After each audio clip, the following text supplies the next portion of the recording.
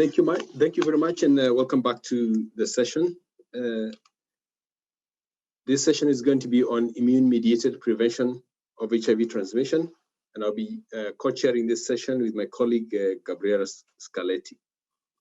Our first speaker for this session will be Dr. Glenda Gray. Dr. Glenda Gray is the Chief Executive Officer and President of the South African Medical Research Council. She's a qualified pediatrician and co-founder of the internationally recognized perinatal HIV research unit in Soweto, South Africa. She is also Director of International Programs for HVTN and Chairperson of the Board of the Global Alliance for Chronic Diseases and a member of the Institute of Medicine of the National Academies of Sciences in the United States. Dr. Gray will talk to us on vaccine trials, specifically what went wrong with the HVTN 702 trial. Welcome, Dr. Gray. Thank you. Thank you very much. Okay, so I'm going to talk about the HVTN 702 trial results. And the scope of my talk will be to give you a bit of background, the trial design, the results, and some other additional sub-study findings, as well as the conclusions as to why this trial failed. So just to give you some background, in 2009, we heard that the RV144 study conducted in Thailand demonstrated efficacy at 61% at 12 months, and there was waning durability, and this was reduced to around 31% at 42 months. Based on this data, a POX protein public-private partnership got together and oversaw the development of a modified POX protein vaccine program, which was aimed at trying to look at whether we could replicate the efficacy of the RV144 study in a part of the world where there was a great global subtype C predominated. And we also wanted to see whether we could increase the durability of the immune response, and also evaluate whether the V1, V2 IgG, which had been demonstrated as a correlate of risk and vaccine efficacy in RV14, was translatable to HVTN 702. So this was a 2B3 multi-centered randomized double-blind placebo-controlled study of the LVAC POX vector together with a bivalent subtype C GP120 adjuvanted with MF59 in HIV uninfected adults in South Africa. There were 5,400 subjects. Participants got the LVAC prime at months 0 and 1, and got the boost at which was the LVAC together with the protein C at months 3, 6, 12, and 18 months. We did amend the protocol to give an additional boost at the 18th month time point because we saw some durability issues following the immunogenicity of HVTN 100, which was the phase 1 counterpart that gave us the go-no-go criteria to go ahead with HVTN 702. We did HIV tests every 3 months for a maximum of up to 36 months. So the two regimens were different, and I'm just going to show you the difference between the two studies so you can see. There was a difference in the LVAC vector. As you can see, we adapted it to be more clade C specific. There was a difference in the protein boost. We modified the protein boost from a bivalent subtype BE to a bivalent subtype C using 1086 and TV1. The protein dose was different, as well as the adjuvant. The RV144 had alum, and we used MF59 in 702. The population was also different. The Thai study was a community-based study with low-risk population, so people had low risk of HIV acquisition, whereas in South Africa, we focused on a high-risk population, heterosexual women and men. The epidemic in Thailand at that stage was generally low incidence in the population, and in South Africa, we have one of the world's largest epidemics, particularly in young women.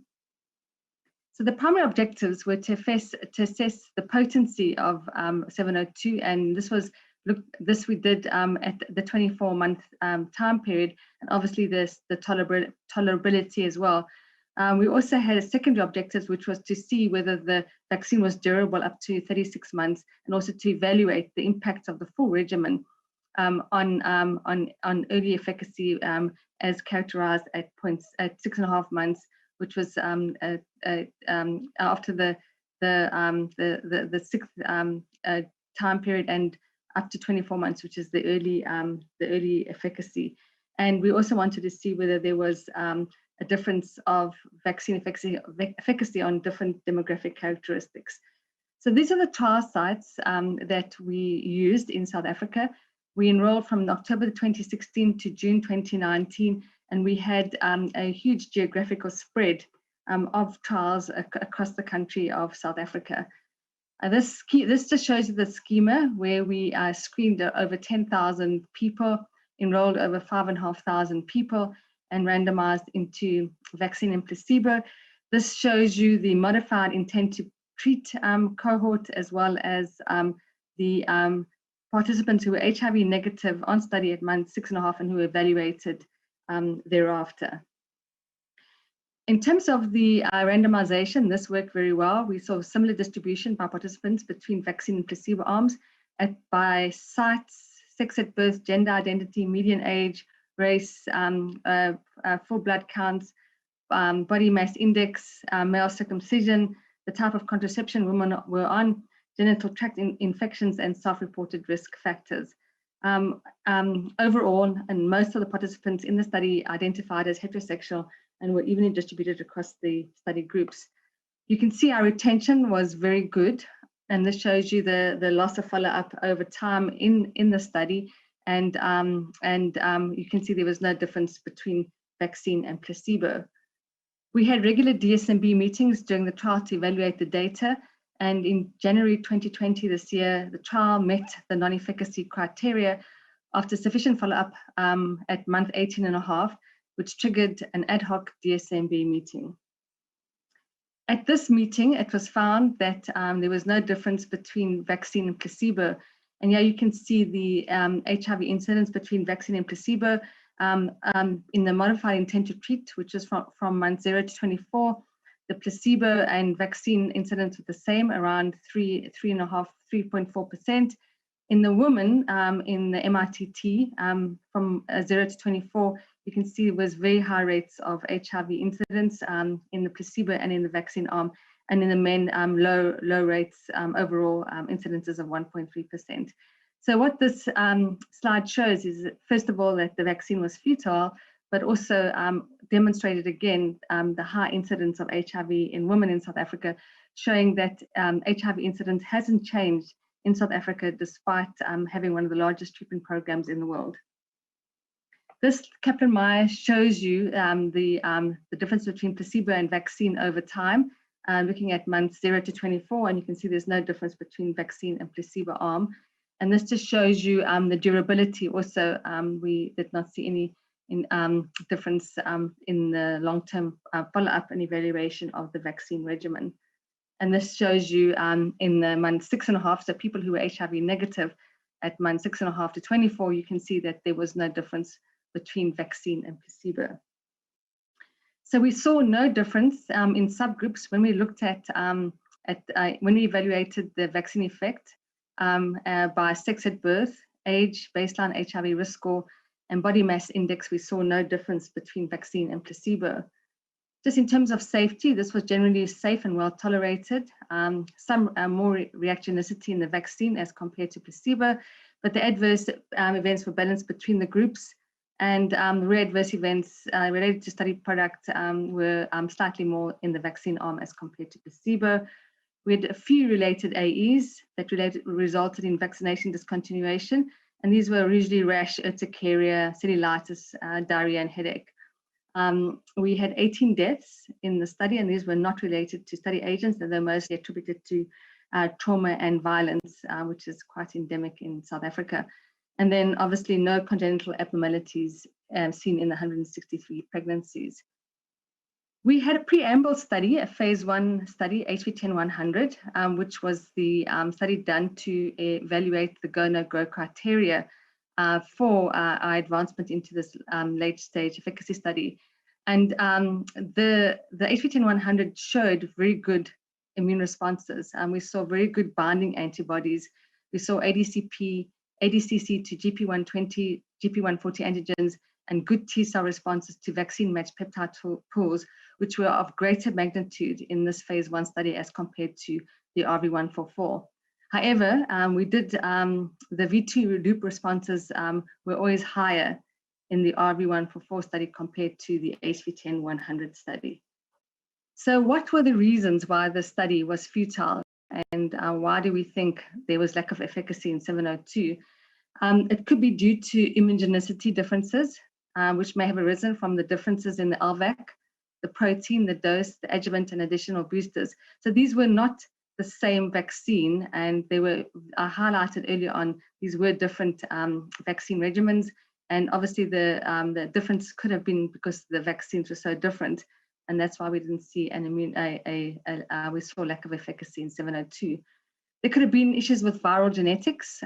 We had probably saw much higher viral diversity in South Africa, and a much higher likelihood for the vaccine sequence to mismatch relative to the circulating strains, which then obviously led to a lack of efficacy. There are host factors that could have been an issue, potential differences in pre-existing immunity, mucosal inflammation, the microbiome, or different genetics or FC receptors and HLA. We think that a lot of the differences may also have been due to HIV exposure.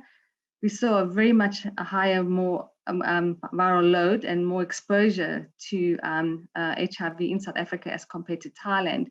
And possibly the difference, the possibility it could have been that there was just a high threshold of infection, which was impossible to overcome.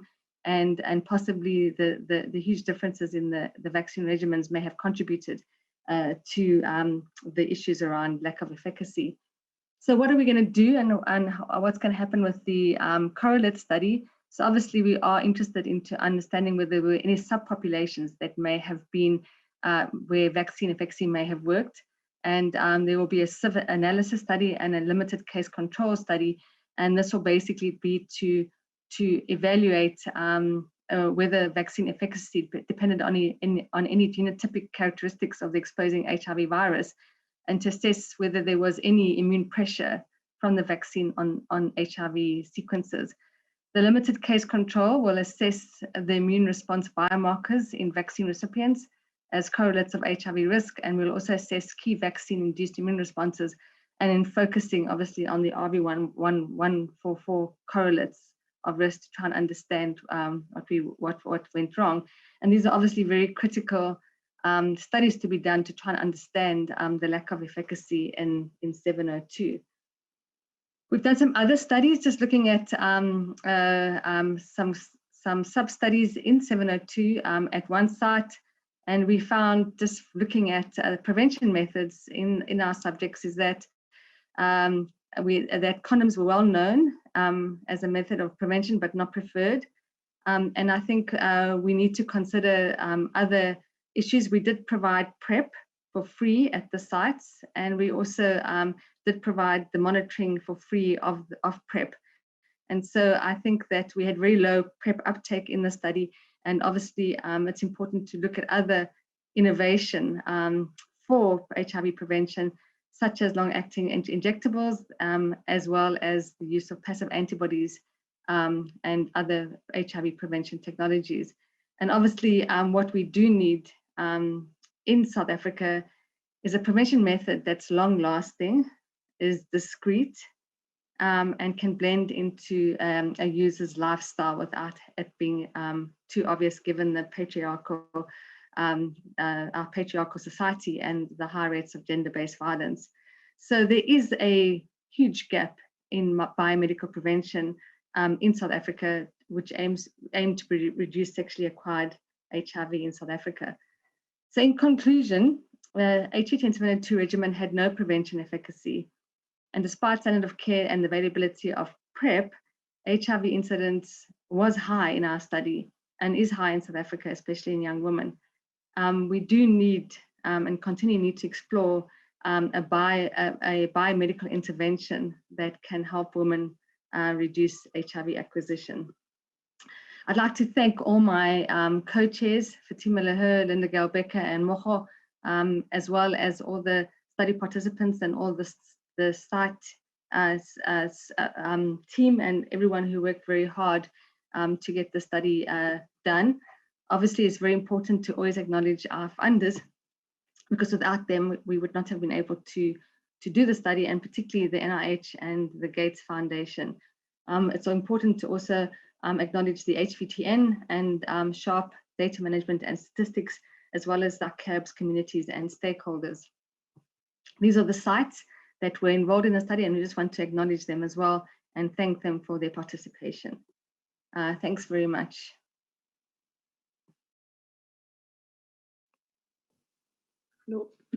Hello to everybody. This is Gabriella Scarlatti, and I'm glad to chair this session with Tumbi Ndungu, and I'm working in Milano at San Raffaele Hospital. And first of all, I want to thank Glenda for this fantastic presentation and very clear presentation. And I want to say we were all very disappointed when we heard the results of the HVTN 702, and I can't imagine how much you had to be disappointed because of all the work that you had put into it, and so many years with so many people working around this. Said this, and we will have the opportunity to go on and discuss it during the session, the Q&A session afterwards. I want to introduce the next speaker, and the next speaker is Mike Cohen. Mike Cohen is working in HIV since many years back. I think everybody of us knows him, and he is professor at the University of North Carolina, professor in medicine, microbiology and immunology. Global health is one of his targets, and public health. But he is director of the Division of Infectious Diseases and of Global Health at UNC, and is involved in the leadership, senior leadership of CHAVI, the HIV vaccine immunology group, as well as the HIV prevention trial network, HVTN. So he has been a mind and promoter of many clinical trials, important clinical trials through these years. So it's now my pleasure to introduce, sorry, Mike again, and say he will talk about HIV prevention, and he will give us insight into monoclonal antibodies for prevention. Thank you, Mike. Good day. Today I'm going to talk about HIV prevention using monoclonal antibodies, or as we call them, broad neutralizing antibodies.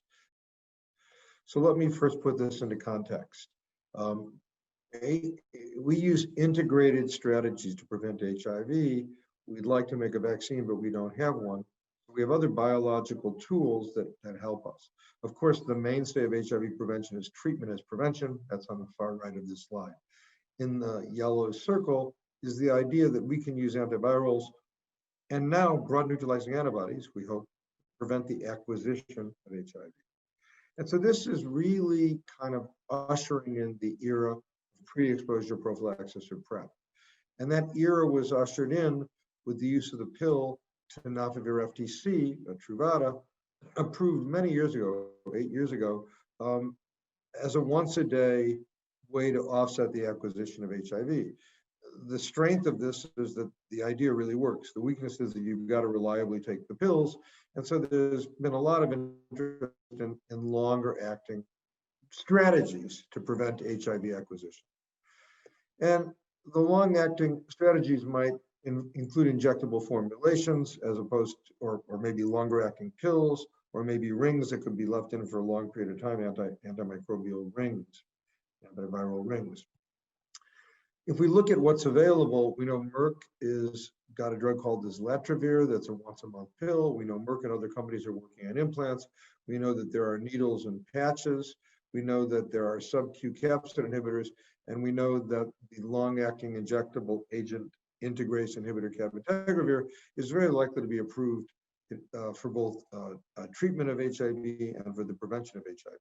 In recent studies completed, cabotegravir demonstrated very reliable prevention of HIV in both men and women when given every 2 months by injection. But I'm now going to turn my attention to antibodies. And this slide emphasizes the kind of natural biology of HIV infection. There's the viremia. After an eclipse phase, there's viremia, and antibodies are generated, which are used to demonstrate seroconversion. But those antibodies do not really help the host fight off the infection. Now, some hosts, maybe as many as 50%, make strain-specific neutralizing antibodies against whatever they're seeing at that moment in time. The problem with the strain-specific neutralizing antibodies are that the virus replication lacks fidelity.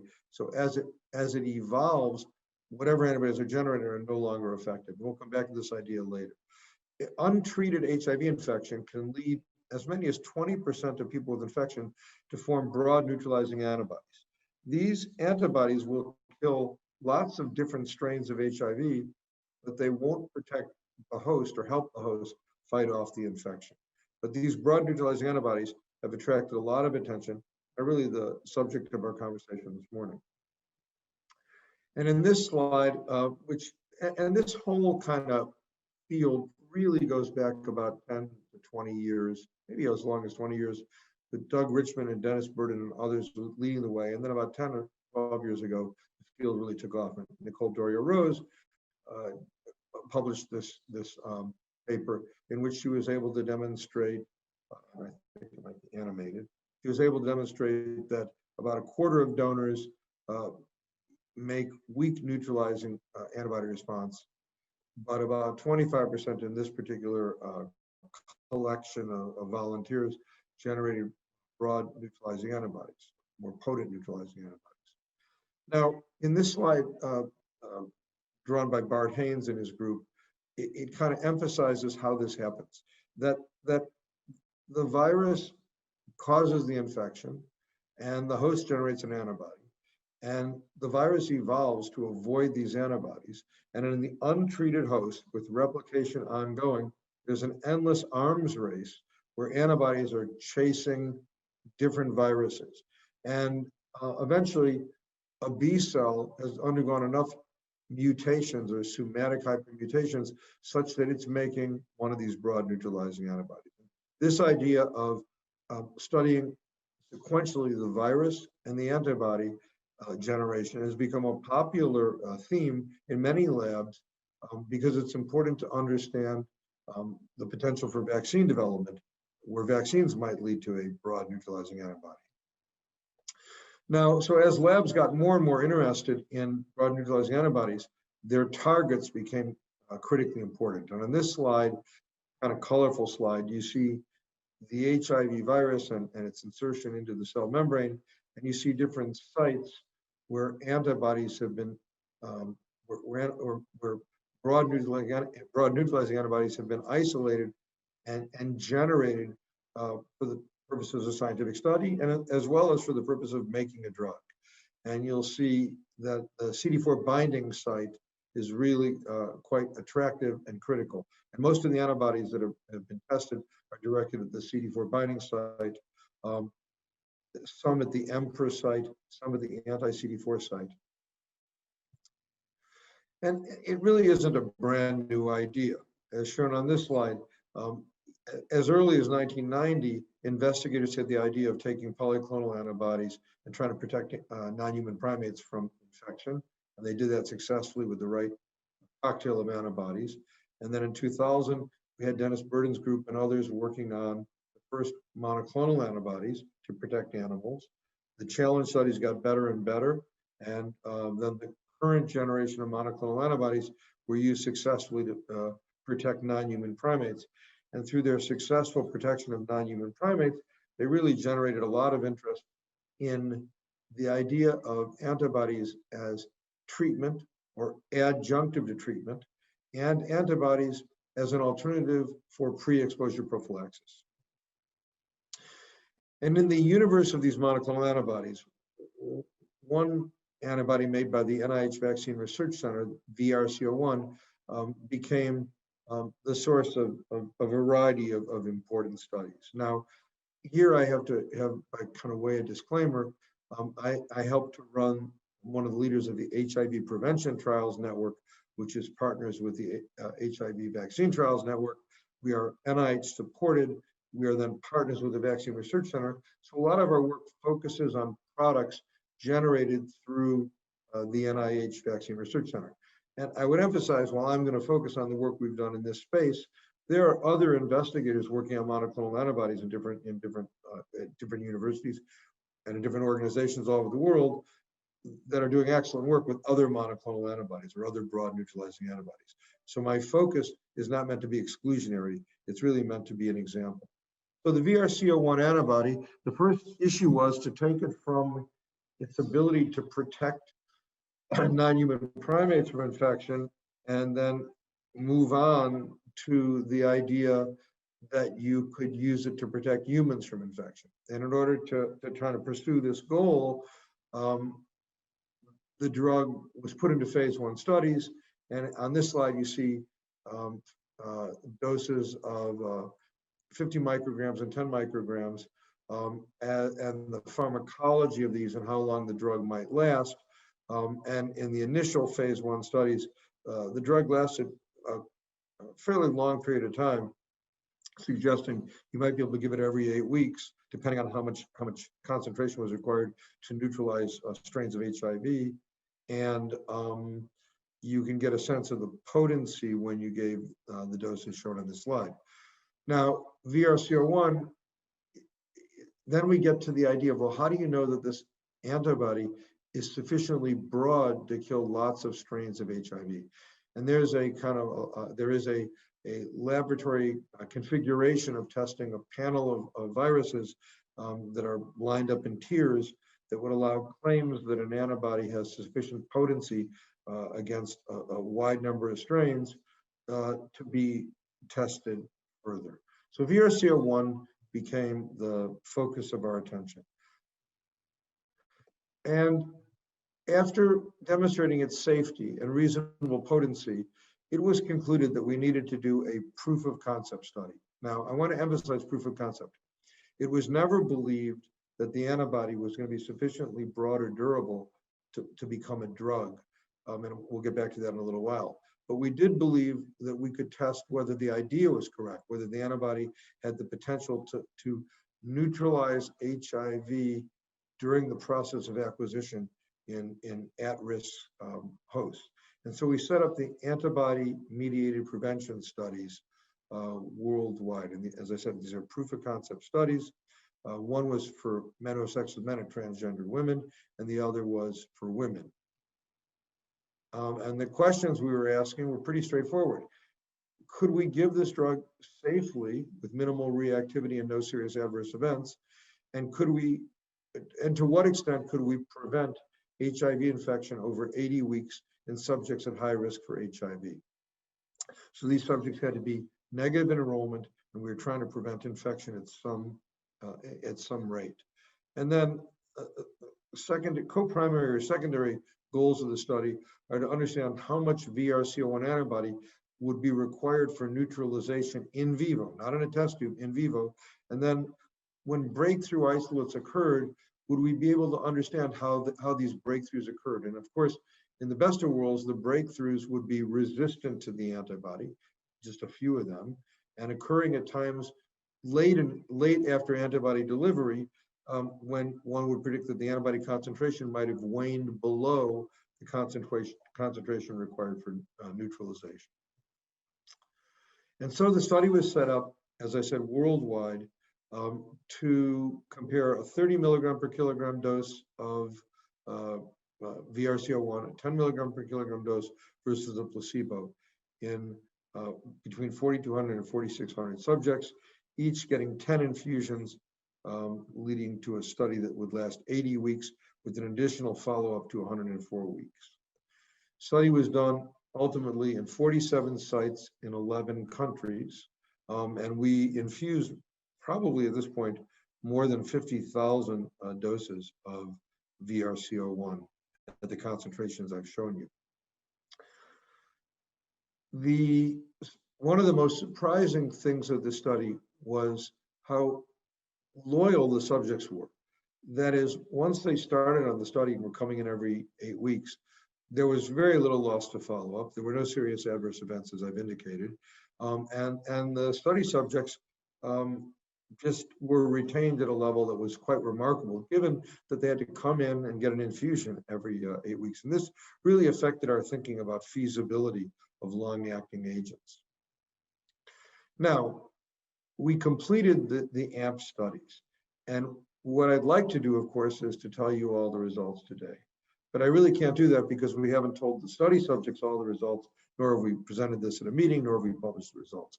So I want to give you kind of a broad insight without telling you the results. So the broad insight is on the same slide I showed you a few minutes ago. Well, first of all, is it safe to infuse VRC01? Yes, it proved very safe, as I've already indicated. Second, we were trying to prevent infection as best we could over an 80-week period. And we have the results of our ability to do this, and they'll be presented, as I said, in meetings in January and in manuscript form, so the results are forthcoming. Could we understand the concentration of VRC01 in vivo required for neutralization? And what are the limits of a single antibody? And as I'll tell you, we can answer both those questions with the data we generated. And then for breakthrough isolates, we are able to study them. When I say we, there are hundreds of scientists and dozens of labs working on this study. And these scientists worldwide are able to identify really critical information, understanding the nature of infection or the acquisition of the virus in the face of the antibody, and identify lots of information about breakthroughs. So as I've already indicated, the trial is completed. The results will be made public in early 2021. And maybe by the time this talk is shown, the results will have been made public. So I apologize for what would seem to be secrecy, but this is kind of where we are at this moment in time. Now, just a brief diversion, because what happened with COVID, which has dominated all of our lives, is HIV investigators were repurposed to be COVID investigators. And so the HVTN, the HIV Vaccine Trials Network, and the HVTN, the Prevention Trials Network, fused together to form the COVID Prevention Network, which is asked to work on vaccines that you've heard so much about and monoclonal antibodies you might have heard about as well. Now, I would emphasize that it is the work of Dennis Burden and Scheid and Nusenzweig and many others whose technologies kind of allowed monoclonal antibodies then to enter the COVID space. And this very colorful slide just shows the basic idea. The spike protein has to bind to an ACE2 receptor, and antibodies should be able to block this binding process.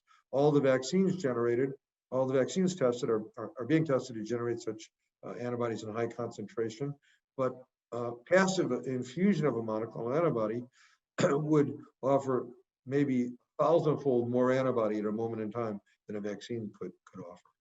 And there is no shortage of interest then in monoclonal antibodies for COVID, informed and inspired by the HIV field.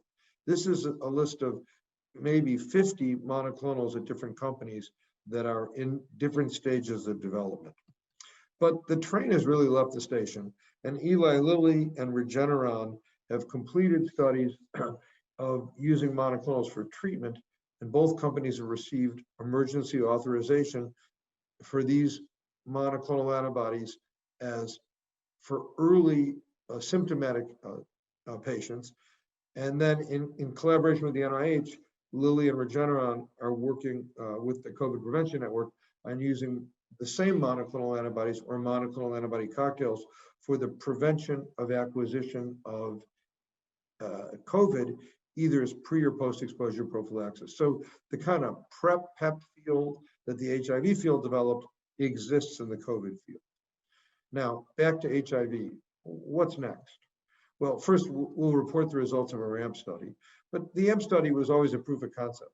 And it was always a consideration that we would need monoclonal antibodies or broad neutralizing antibodies with more potency, at least 10 times more potency, with the broadest possible coverage and with longer half-lives, longer than 2 months, and perhaps through sub-Q injection.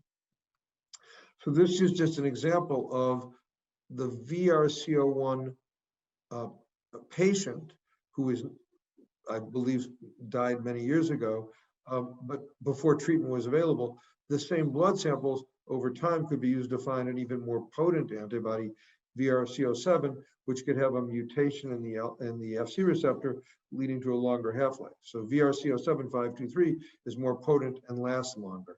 N6 was from a different donor, but has a similar binding site and is even more potent and can be modified to last longer. And N6 is, I think the rights to N6 are owned by GSK.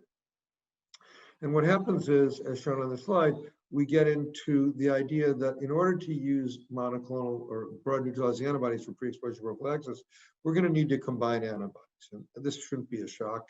We always anticipated this. The heat map shows the micrograms per mil IC80, and you see when you get to greater than 50, you can see holes in different antibodies. You see VRC07 is pretty good, but it has some holes, and PG121, PDGM 1400, pretty good, but have some holes. And then on the right, you see when we combine these 3 antibodies together, we get our very best cocktail if we're going to combine 3 antibodies. Now, this same logic can be applied in a kind of a homemade synthetic antibody. So Sanofi has made tri-specific IgG, in which they've taken PDGM 1400, 10E884, and VRC01, and made a synthetic antibody, which, if I show you the heat map, you can see the tri-specific Sanofi antibody, which, if it's tolerated in early phase trials, becomes a really potent drug that saves us the trouble of mixing 3 broad neutralizing antibodies together to get the very best cocktail. And of course, COVID slowed everything down. All the work we were doing was kind of not ground to a halt, but really slowed down by COVID. But Sanofi has been very committed to developing this product, and the NIH has been very committed to the tri-specific, the combination of antibodies that I showed on the preceding slide. Now, I want to be clear, as I've already indicated, the antibodies that we're talking about that are owned or that were generated both by the NIH and by other partners in the NIH, they're not the only games in town. Other investigators have made many, many really important broad neutralizing antibodies, and I would draw particular attention to Michelle Nuzensweig's group, where they use a cocktail of antibodies that have been very capable of protecting animals from infection, and have been working in collaboration with the Gates Foundation in development of this potent cocktail to be used sub-Q to attempt to prevent HIV infection in clinical trials. And that's not the only lab group that is doing this kind of work. So I want to be dispassionate about how many people are working on this problem. So I guess the issue as I come to the close of this is, this has been an unusual couple of years. We have and if you look at the last 10 years, it's remarkable how far we got. We have completed the proof of concept AMP studies, and we think the results will inform the field. We are preparing now, getting ready to try and make combinations of antibodies or using synthetic antibodies as prep that would last for many months as an alternative to antiretroviral agents. And we have then been forced to deal with COVID at the same time. And I think that this slide from New York Times emphasizes a point. The biggest monster, COVID's a monster, but it's not the only monster. And our need to deal with tuberculosis and HIV and malaria, which was the point of this article, are no less than they were before COVID.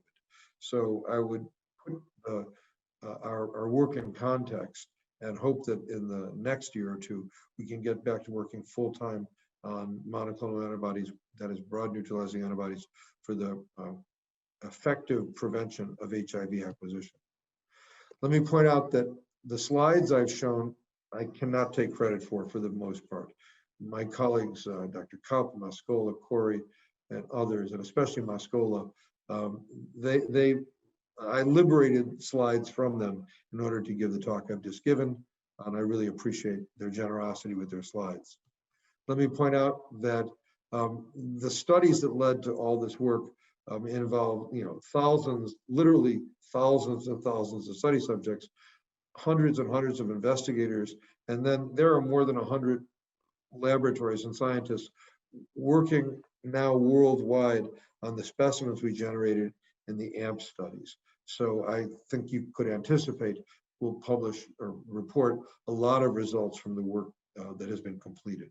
I also want to especially thank the funders. We've had tremendous support from NIH across several institutes, and they're listed at the bottom of the slide. So thank you for listening, and I look forward to answering questions in the live session. Thanks.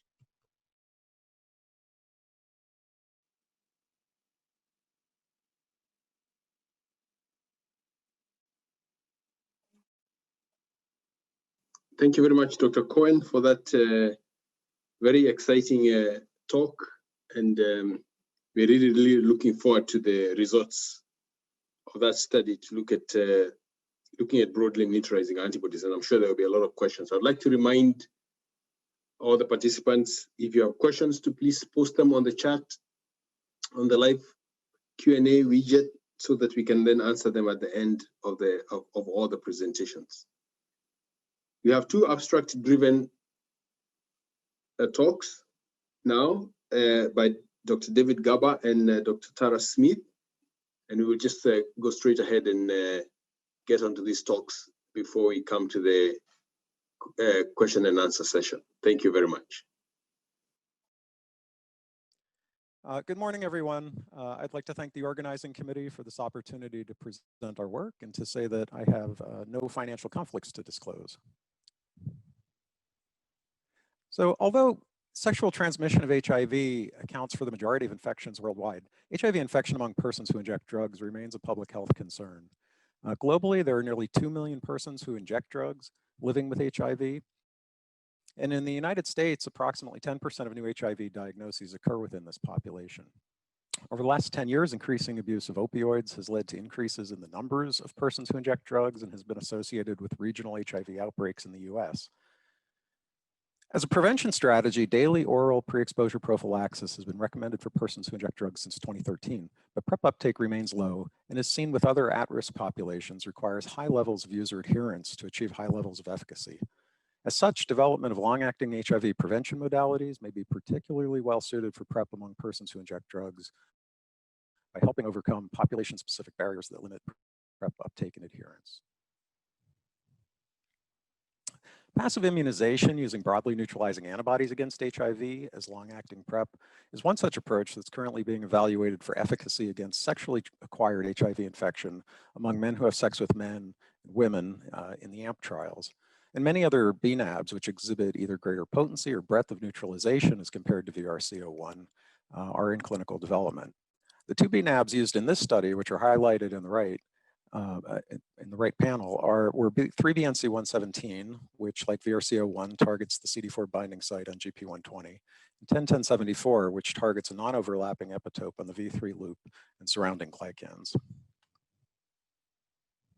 Both of these bNAbs, as well as FC mutant derivatives of them, which have been engineered to improve half-life in vivo, have been shown to be safe and well tolerated in a large and growing number of clinical studies. We and others have conducted preclinical non-human primate studies of these bNAbs to evaluate their protection against different mucosal routes of Shiv acquisition.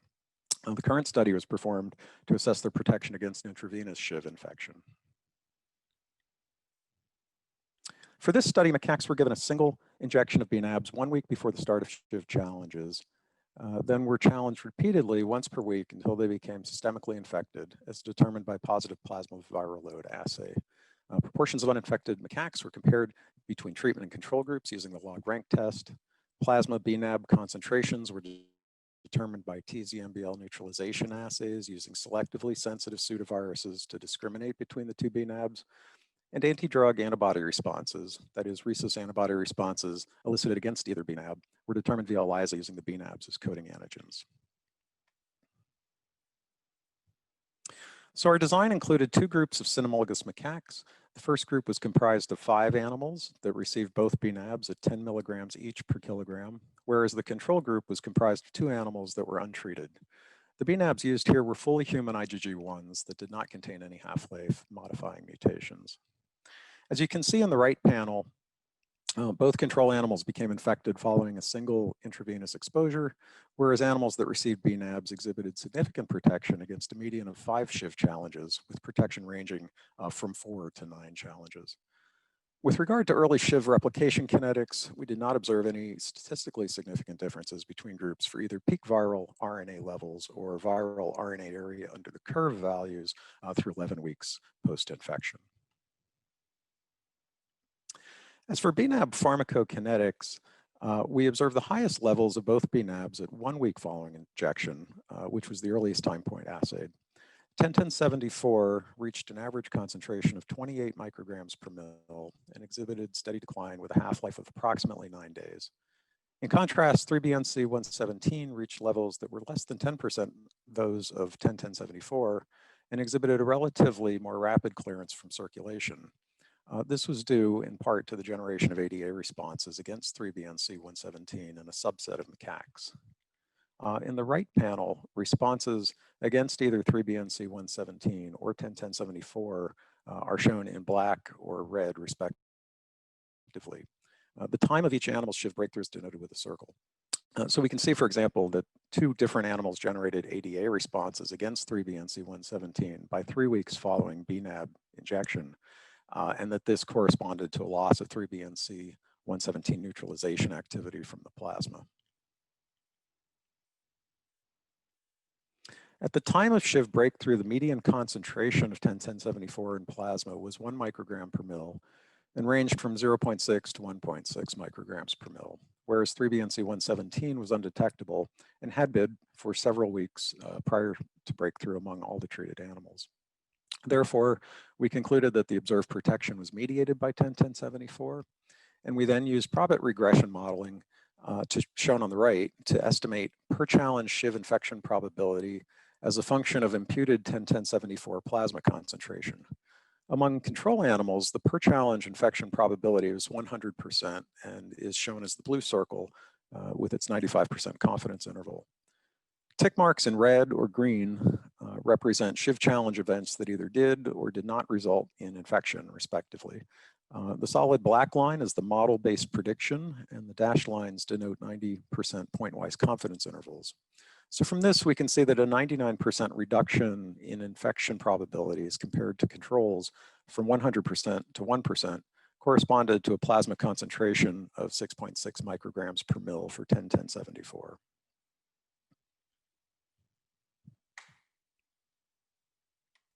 This slide summarizes the protective levels of 101074 that were estimated by probit regression to be associated with reductions in per challenge Shiv infection probability to 1% across several different Shiv challenge routes in different macaque studies. Those protective levels with their 95% confidence intervals are shown in the second column, and additional model details are given in the remainder of the table. We can see that very similar levels of 101074 in the range of 1 to 3 micrograms per mil were required to protect against mucosal challenge via vaginal, penile, or rectal routes, and that only modestly higher levels were needed to protect against IV challenge. While there are model-specific differences to consider when comparing these numbers, the results show collectively that across all models, 101074 concentrations below 10 micrograms per mil were associated with significant levels of protection against Shiv infection via all of the major routes of HIV infection. So to put this in translational context, plasma 101074 concentrations of at least 10 micrograms per mil were found to persist for at least 12 weeks following either a single dose of 101074 at 10 mg per kg when given alone or when given in combination with 3BNC117 in unaffected volunteers. So to summarize, a single subcutaneous injection of 101074 and 3BNC117 protected macaques against repeated intravenous Shiv challenges for up to 9 weeks. Protection in this model was attributable to 101074, which persisted relatively longer than 3BNC117 in vivo. Probit regression estimated a plasma 10-1074 concentration of 6.6 micrograms per mil, corresponded to 99% reduction of per challenge infection risk. And this level is modestly higher than levels found to be protective against mucosal Shiv infection via penile, vaginal, or rectal routes in related macaque challenge models. If directly translatable, these results suggest the protection against all significant routes of HIV infection could be achieved with a minimum bNAb dosing frequency of once every 3 months.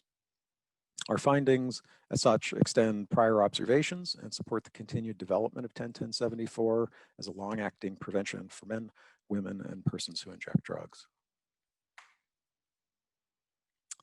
Finally, I would like to acknowledge all the people from the laboratory branch of CDC's Division of HIV/AIDS Prevention who have contributed to this study, as well as our collaborators, Mike Seaman for neutralization assays, Michelle Nussenzweig for providing bNAbs, Mel Martin for providing the infectious molecular clone for the challenge virus, and Martha Nason for regression modeling.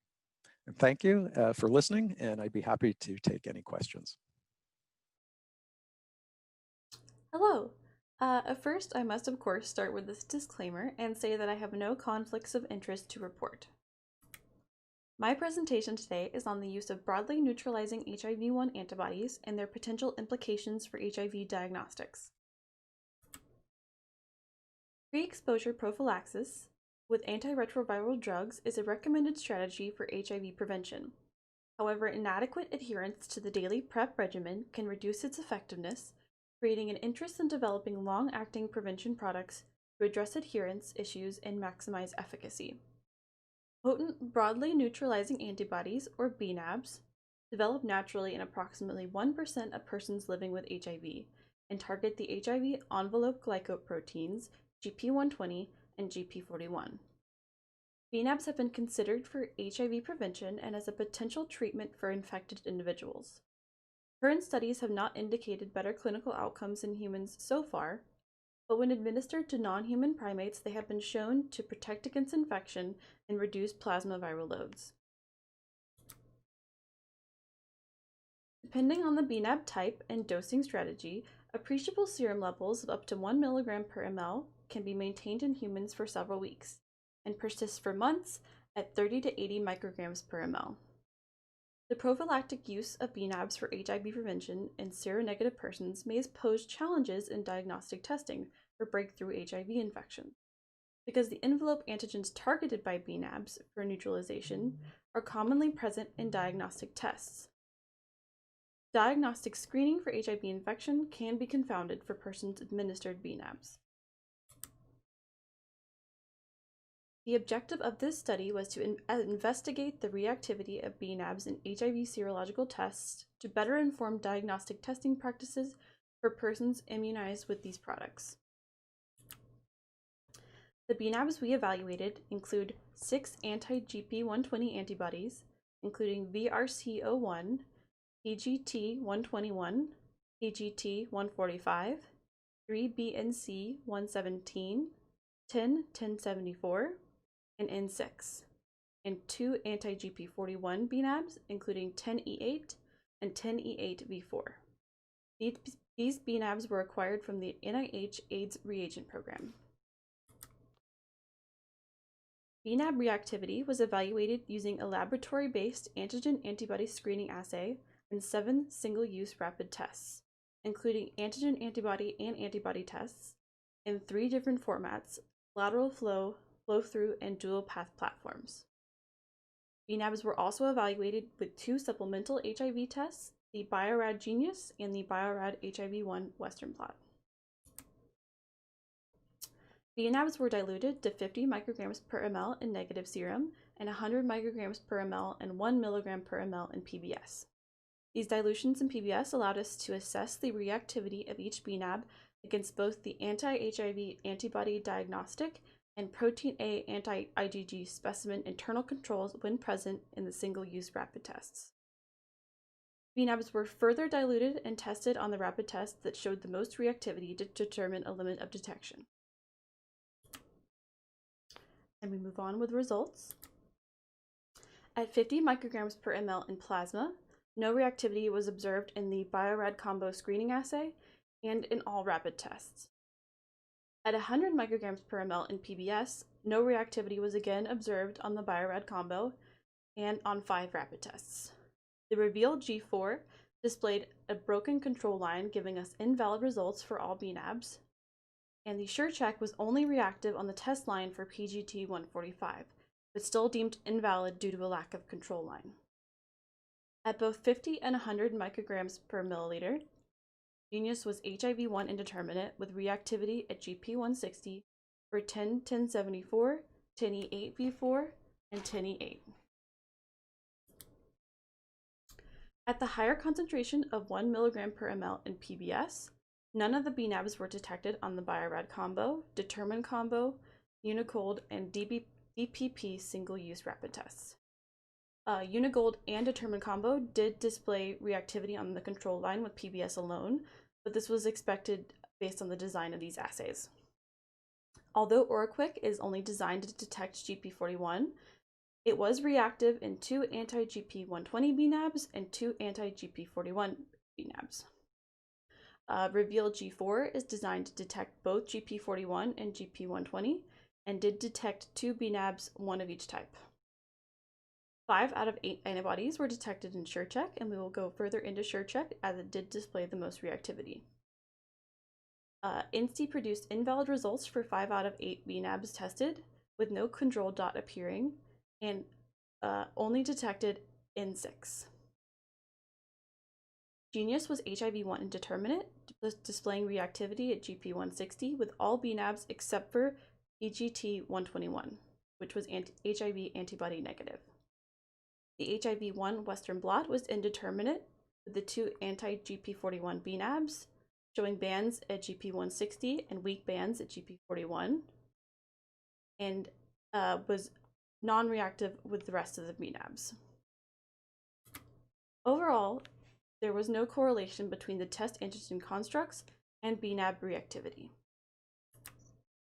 On the SureCheck, which was the rapid test that displayed the most reactivity, we further diluted the bNAbs, and we did detect 3 anti-GP120 bNAbs, with PGT145 showing test reactivity in absence of a control line up to 0.0625 milligrams per ml. We also detected the 2 anti-GP41 bNAbs. You can see on this table that the grayed out area is where we did not test due to loss of reactivity at the previous dilution. So in conclusion, even at high concentrations, most bNAbs did not react on HIV diagnostic tests that contained their target antigens. A potential explanation is that the antigens in the tests do not readily present epitopes in a conformation recognized by the bNAbs. Overall, the general lack of reactivity in most diagnostic tests used enables the selection of suitable assays for diagnostic monitoring of immunoprophylaxed persons. A potential limitation that does exist in the study is that right after immunization, a person could experience blood serum concentration levels of bNAbs higher than 1 milligram per ml, but those higher concentrations were not evaluated here. I'd like to thank my co-authors for their contributions to this study, and thank you for your time today. If you have any questions, please save them until the end of the session. Thank you so much.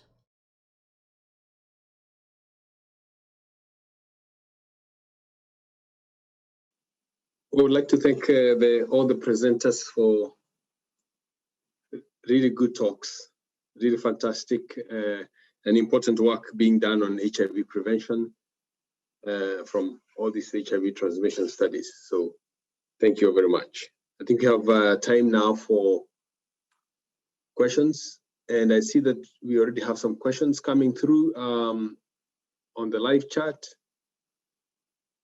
Maybe I will just ask Glenda to address the first one on why do you think there's such a high incidence of HIV still among women in South Africa? So the high incidence of HIV in women in South Africa is multifactorial.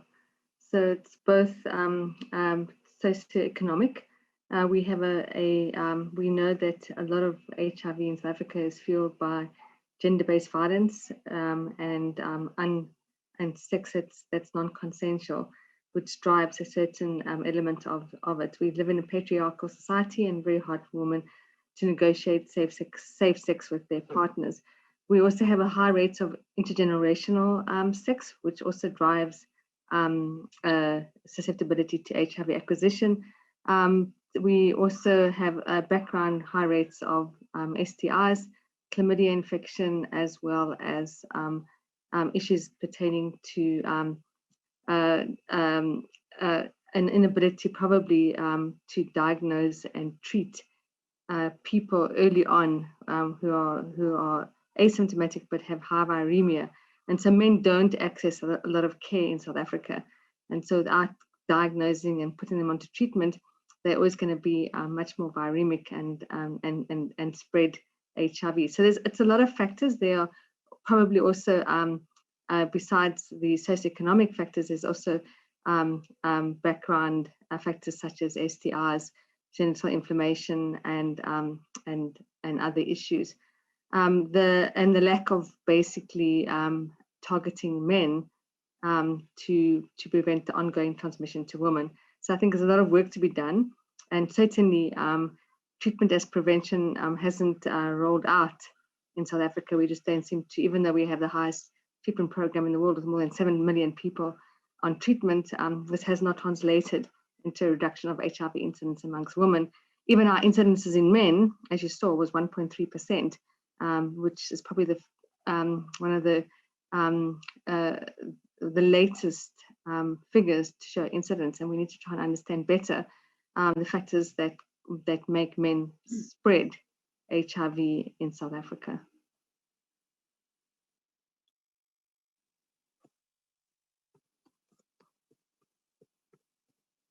Great. Thank you very much, Glenda, for that answer. I think the next question is perhaps any of the panelists can take it, but maybe Mike. The question is, assuming that the optimal broadly neutralizing antibody combo is non-inferior, this is a question from Lyle McKinnon, assuming the optimal broadly neutralizing antibody combo is non-inferior to cabotegravir, what do you see as the advantage of one versus the other for key populations at risk of HIV? Would there be room on the market for both? Yeah, I mean, we pretty strongly assumed at this point that we will go on and develop bNAbs further. But there's a couple of different kind of assumptions and beliefs. The CAB-LA product that we actually have helped to develop, it requires a couple of things. It requires that it be given every 2 months by injections, and not everybody tolerates the injection. So the dropout rate's much higher with CAB-LA than it is with AMP, as I'll get back to in a second.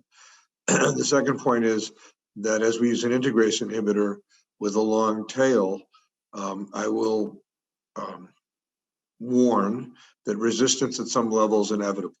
And the only issue that, and we're sorting this out and we'll publish in the near future, the kind of considerations about antiviral resistance that that will be a consideration when you're choosing what drug you're going to use, if you're going to use CAB-LA. Now, the bNAbs, we've assumed, and I think it's a reasonable assumption, that we can make a bNAb combination that will last 6 months. Now, from my point of view, I've kind of foreseen that this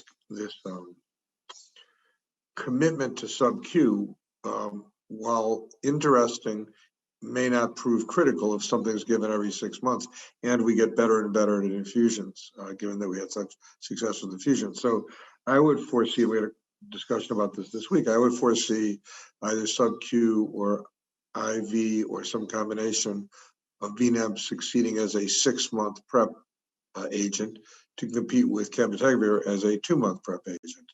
So, I think that the issue of choice that Glenda raised in her response is certainly true. People like choices, and they also like reliability. The thing has to work.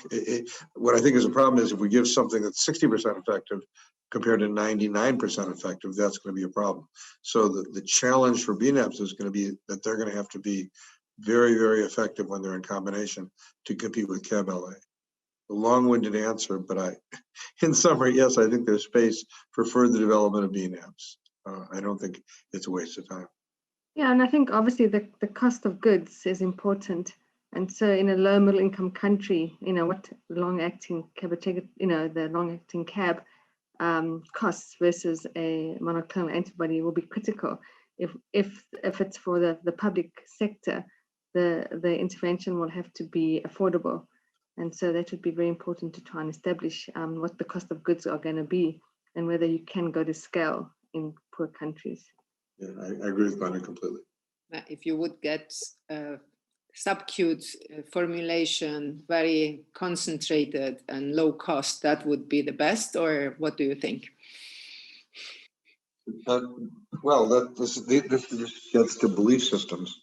Dr. Garber did a wonderful job at presenting animal experiments that would suggest that the Rockefeller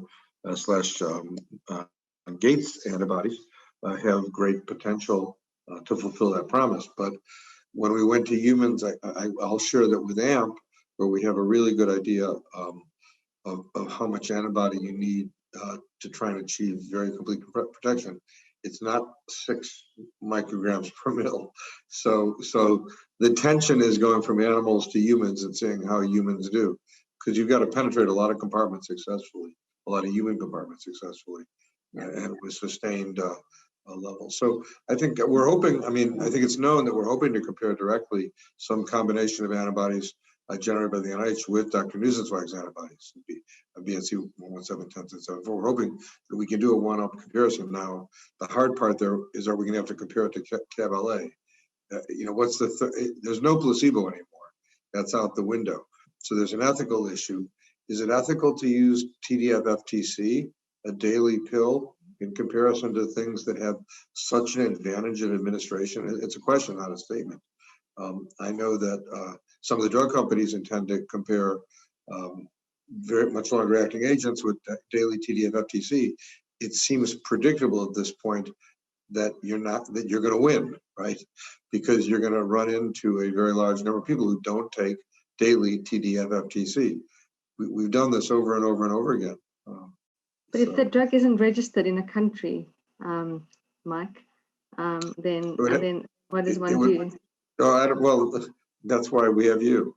And what does one do? That's why we invented you, to sort out what we do in development of agents in places where we don't know how to do it. I don't know the answer. I don't know. I don't know what the companies are going to do. You know much better than I do. Yeah, I do think that then we're working with 2 investigational products, and then also the obligation. I do agree with you that we have to minimize risk. The HIV incidence is far too high in women, and whatever we do needs to minimize risk. And the design of studies with non-inferiority to answer questions are important, but also our obligation not to only discover long-acting antiretrovirals at work, but also our obligation to see them through and ensure licensure and availability and scale up in the settings where they were found to work. And so we're very good, you and I, at establishing the evidence. And we're going to do the last mile as well, and making sure that governments take this up and that they go to scale in countries like ours. Yeah, I agree. No, I think that's a good segue just to a point. We have completed our cabotegravir studies. We're now into a mandatory and committed open label extension. And the open label extension is mandated for South Africa and all of our African sites, providing substantial amounts of free. Every subject who is in the trial gets cabotegravir at will for a certain window of time, and at the end of that window of time, then ViiV is held responsible to create an environment, one way or the other, where those same subjects can continue on that drug should they choose to continue on that drug. Now, that puts a lot of pressure on ViiV to do a couple of things: to license the drug in the countries that were explored, and to recognize that the price is important. Now, Rochelle Walensky, who now got a very different job, she has generated a manuscript about the appropriate price of CAB-LA for the countries in which we have been working, trying to set a price point. Pretty much exactly what you said, Glenda.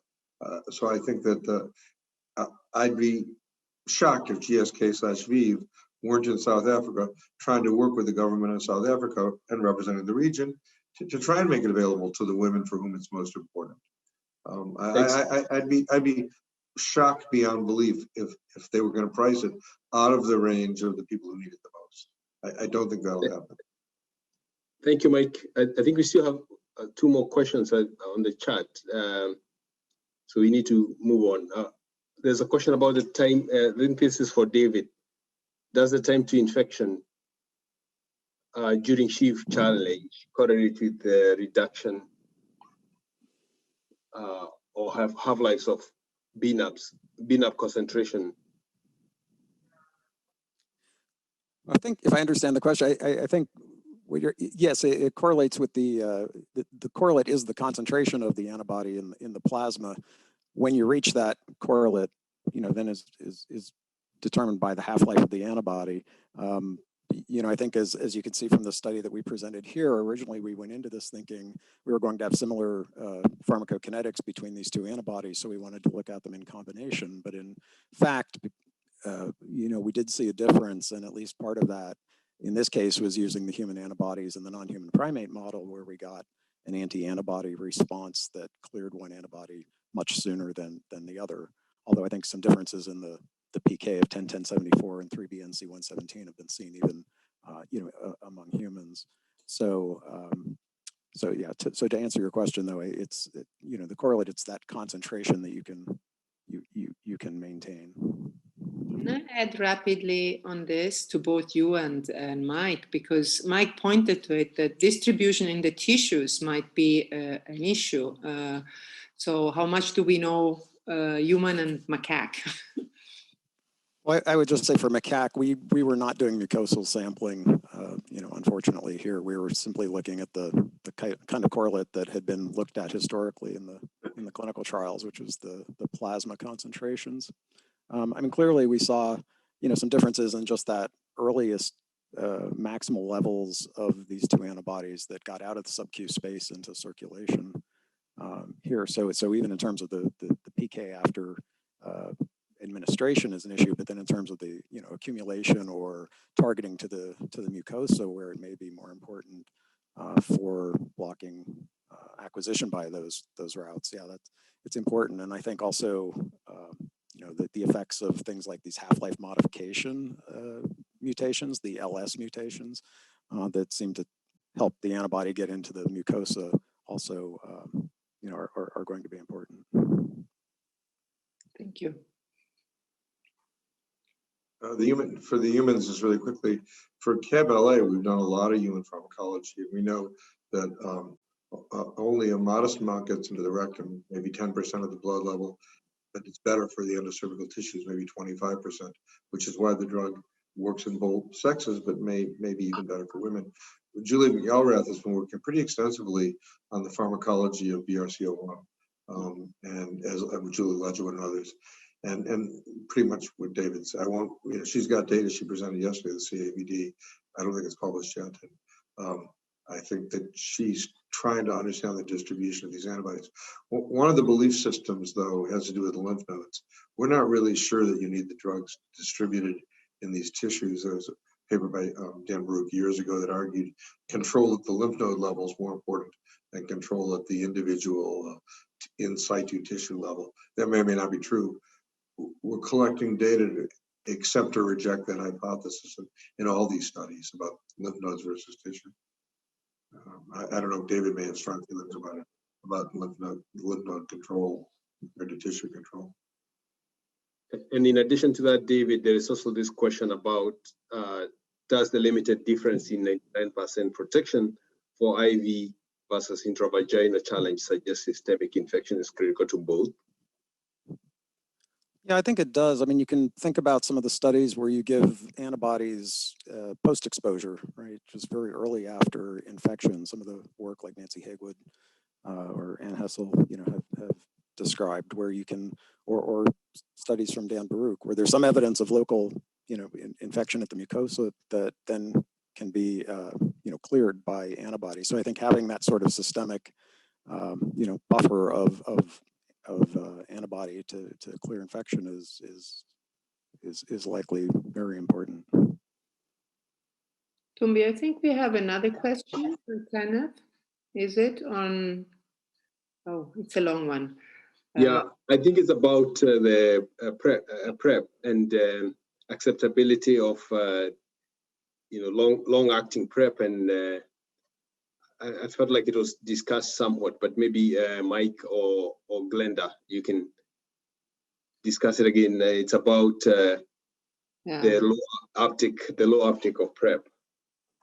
And how to reduce the dosages. Well, I think that the entire universe of these long-acting agents was designed for the question he's asking about populations of pregnant women. One of the notions would be that pregnant women, if it's safe and pregnant, and obviously right now we're doing a lot of studies of pregnant women. If these drugs are safe in pregnant women who are at high risk, you can see clinic visits accompanied by provision of some injectable agent instead of a pill. For the reasons that are obvious. And for sex workers, the highest risk women, if they agree to be in programs that protect them, the cost of goods versus the benefits to society, I think are the reason these drugs are developed. That's the whole purpose of these long-acting agents. And Glenda might want to add, but yeah, I think that oral PrEP provided the proof of concept that antiretrovirals could protect against HIV acquisition. Even in the phase 3 RCTs, there was no evidence that there would be high uptake, and adherence was always a problem.